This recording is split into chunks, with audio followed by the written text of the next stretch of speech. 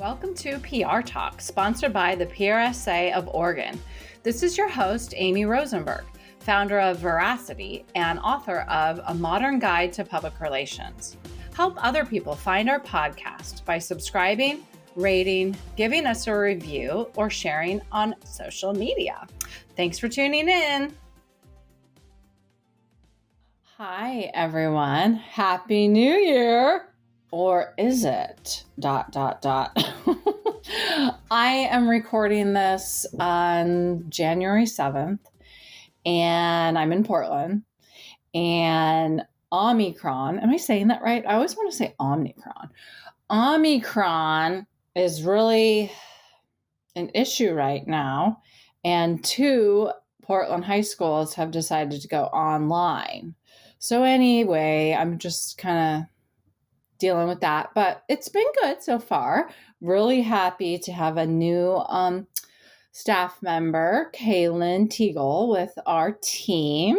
Having a lot of fun kind of getting her up to speed on some of our new clients, which is also super fun to have new clients and start the year off that way. And so anyway, this episode, we are going to be talking, actually, it's different. That's why I'm doing this formal intro. You're not going to hear from me at all, which is probably good. And you're going to be hearing from past guests. And we asked them what their predictions are for marketing in 2022. And we have everything from, your more traditional kind of PR predictions, but like different, like how it's going to be changing and how the channels are changing. And then we have some thoughts on HR, which, as we know, with the great walkout, or the great recession, I should say. I always call it a walkout rather than lean in. We want to walk out.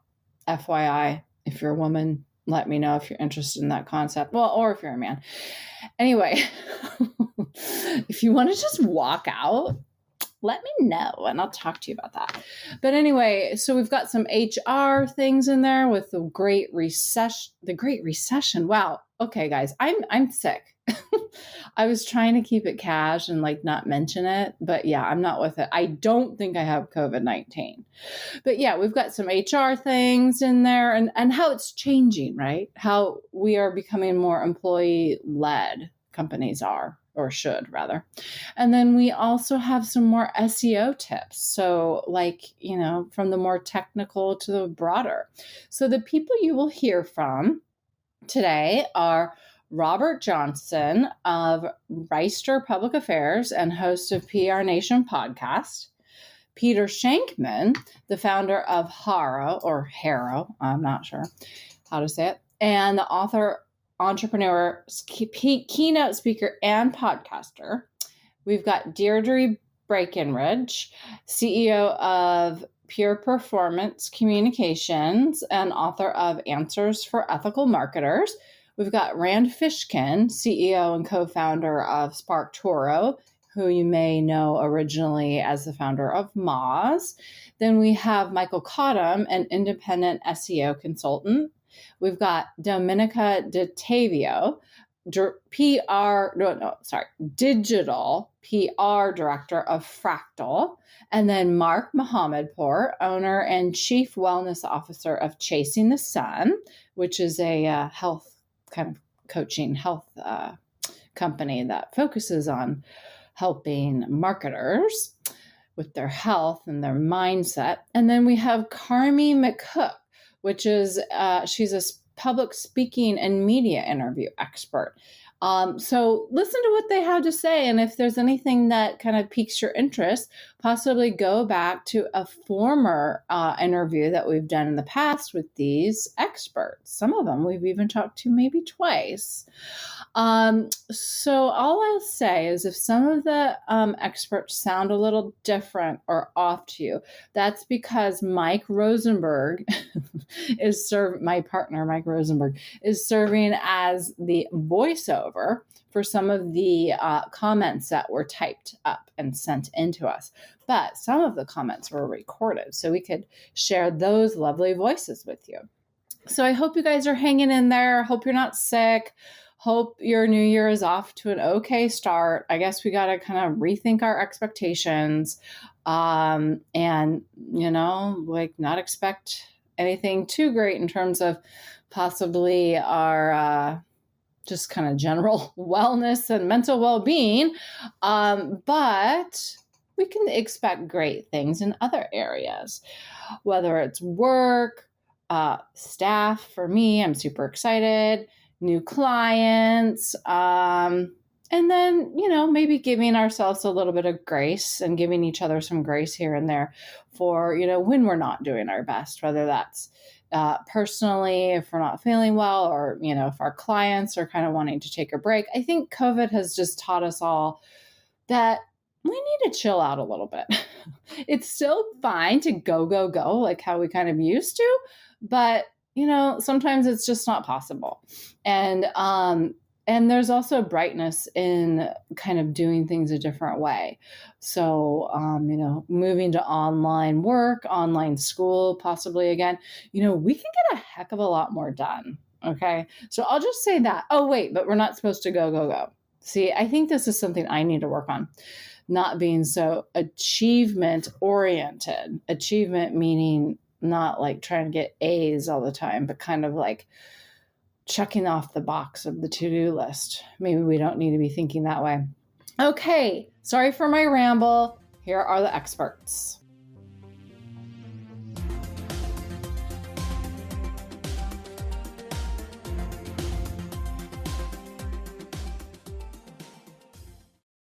Hi, Amy and Mike. Robert Johnson here from the PR Nation podcast, coming to you from our PR news bunker located safely underground and outside of Washington, D.C. First, Happy New Year. I hope it's off to a good start for you out there on the West Coast. We've had some unexpected heavy snow here. Closed freeways, record cases of Omicron. Kind of makes it feel like it's been a year already, even though we're only a few days into it. Anyway, here's my PR prediction for 2022. This will be the year of the story told on your very own channel. Why's that? Well, because there's a perfect storm of big news gathering to gobble up faster than ever all the airtime and digital column inches available this year. There's the pandemic. What else can I say about that? You've got midterm elections that likely will be unprecedented in terms of noise, anger, fighting, you name it. Is it possible to top the nastiness of the last two election cycles? Probably. And don't forget the growing political and military instability around the world. That's fun. I don't know about you, but I'm just hoping to watch the Winter Olympics for a few weeks in peace and quiet, thank you very much. Anyway, if you work in any of those spaces, you'll be fine. But if you're pitching anything else, you better have a backup plan. Everyone knows I love creating owned channels for clients like podcasts and such, so I'm not really that worried. But if all you do is hawk media all day, get ready to pivot. Or you can hope that I'm wrong. It wouldn't be the first time. Thanks so much for asking the question, Rosenbergs. Please stay safe and healthy, and most of all, have a happy new year.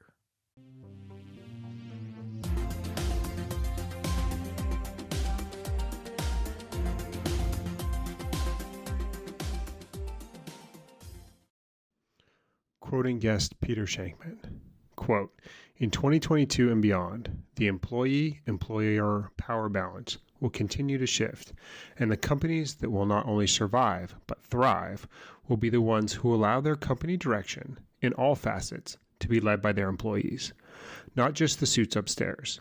The companies that truly listen to their workforce, embrace their suggestions, and create meaningful change with the employee's best interest in mind will most certainly come out ahead." Quote, "Listening to our employees can no longer just be a corporate hyperbole. It has to be the overall heartbeat that drives the company."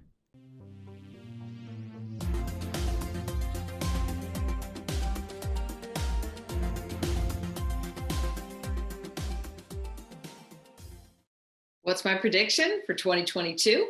Emotional intelligence. The organizations and the leaders who demonstrate emotional intelligence will forge deeper and trusted relationships. Empathy is a big part of emotional intelligence.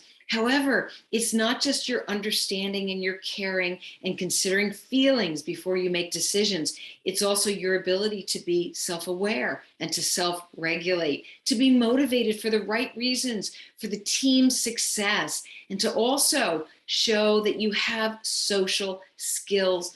It used to be just a nice to have skill, emotional intelligence. Today, it is critical. And at the end of the day, all of you leaders to be self-reflective and to look back to see how well you did with your communication and your interaction.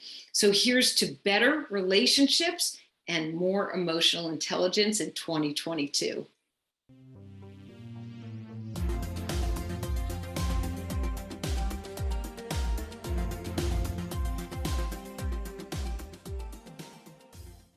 Okay, now quoting Rand Fishkin's 2022 prediction. Quote, I'm predicting that the next few years, perhaps not 2022 as much as the years that follow, Facebook is going to struggle to grow user engagement and new user adoption. I think this will stem from taking their focus off their primary products and onto their new, quote, metaverse concept, an old rehashing of the Second Life concept. My prediction is that beyond a few early adopters, think Google Glass, the metaverse pivot will be a general flop for Facebook. What does this mean for marketers and PRs? I strongly urge folks to reserve putting budget into Facebook/Meta's new programs unless your audience is heavily tilted toward that early adopter group. If I'm wrong and the metaverse takes off, you can always shift ad dollars and PR efforts there.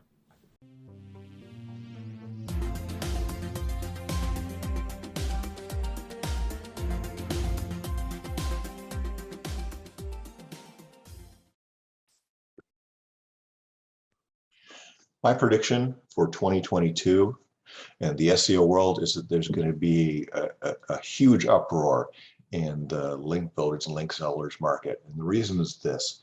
There's a bunch of major link sellers who are using publishers who have artificially inflated their domain authority. And the domain authority, of course, is what most link sellers base their fees on. So higher domain authority, higher fee to get a link from that site.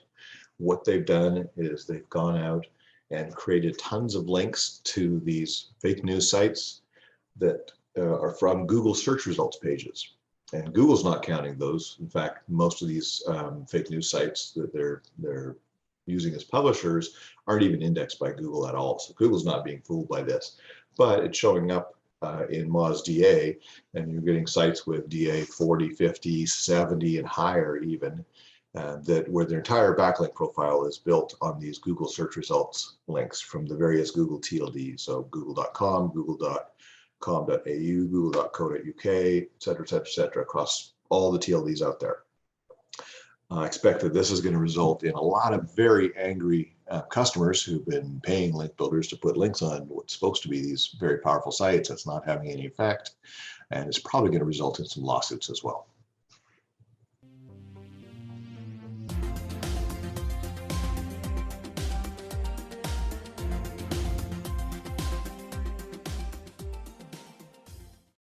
Quoting Domenica D'Ottavio, Digital PR Director at Fractal. In 2022, I think that many brands and agencies that have been doing digital PR and doing it well in the past are going to increase their investment in reactive newsjacking. In 2021, we saw many agencies and brands jumping on a trend and putting themselves or their clients at the center of a story, earning a tenfold return.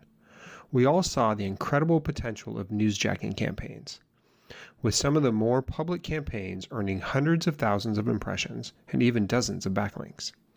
Digital PR is an ever-changing industry, and we'll see a big emphasis on timeliness and relevance with digital PR campaigns in 2022.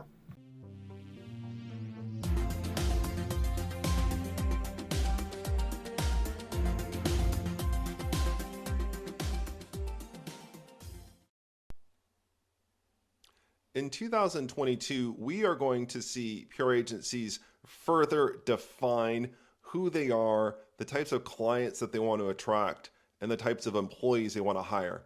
And in return, we're going to see prospective employees ask those agencies what they stand for, what their values are, what kind of clients they're seeking, and ultimately, how can they help these prospective employees grow in their career. It's a significant turning point, and I look forward to seeing where the industry goes.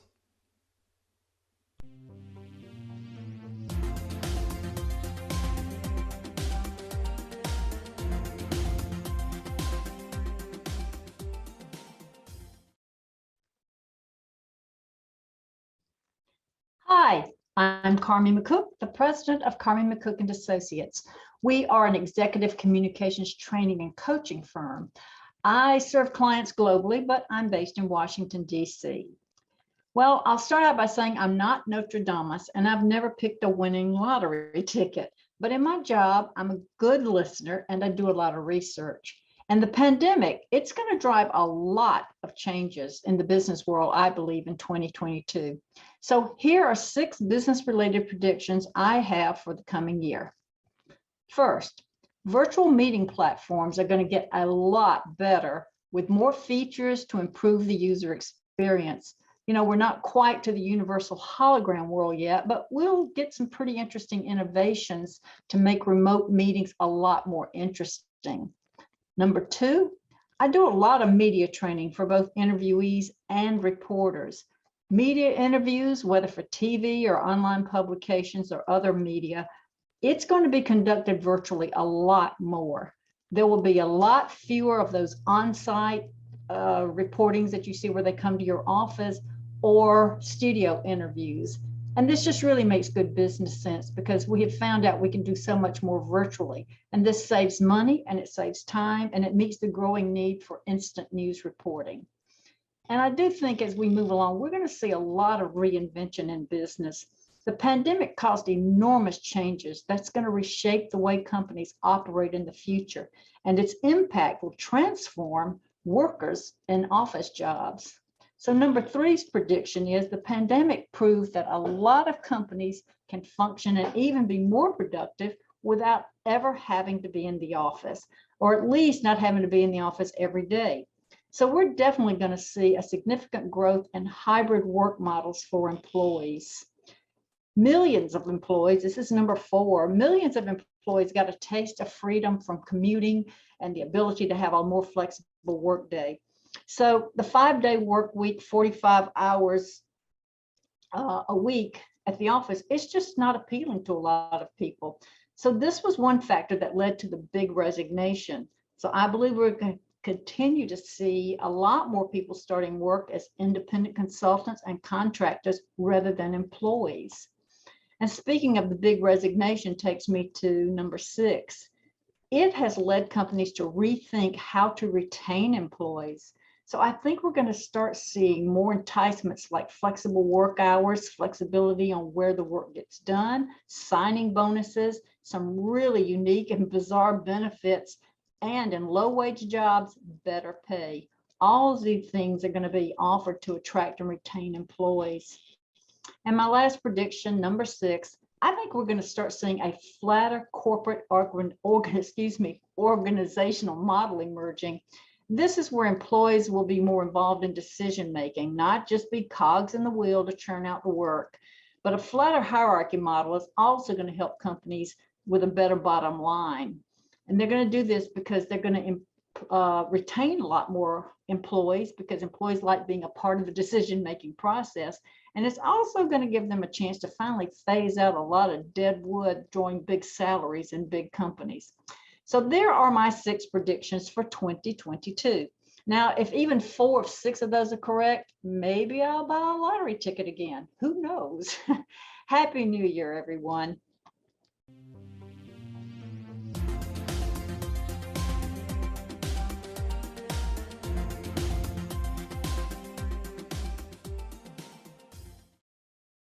Weren't those some great predictions for 2022? Thank you all to those who contributed from 2021 podcast guests. I'm not going to use your time making a prediction, except I think the PR Talk podcast is going to be even better in 2022. And one of the reasons for that is we joined the Marketing Podcast Network, otherwise known as MPN. We're looking forward to the partnerships that it will bring and the exposure that hopefully it'll bring PR Talk and maybe some connections and get you continue to provide amazing guests and insights into the PR, digital marketing, and overall marketing world. Thanks for listening. Thanks for listening to the PR Talk podcast. Find Amy's book, A Modern Guide to Public Relations, plus more PR Talk episodes at prtalk.co. And remember to subscribe, rate, and review.